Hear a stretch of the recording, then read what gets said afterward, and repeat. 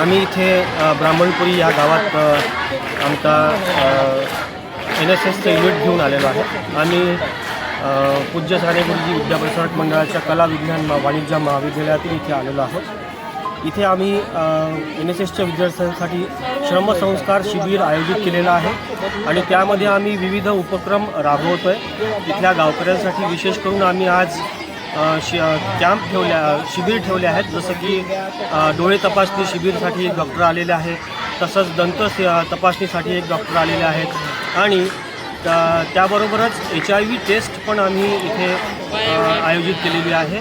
तर इथल्या गावकऱ्यांना त्याचा फायदा घेता येत आहे आणि आमचे विद्यार्थी श्रम आणि संस्कार इथून शिकून आम्ही परत जाणार आहोत।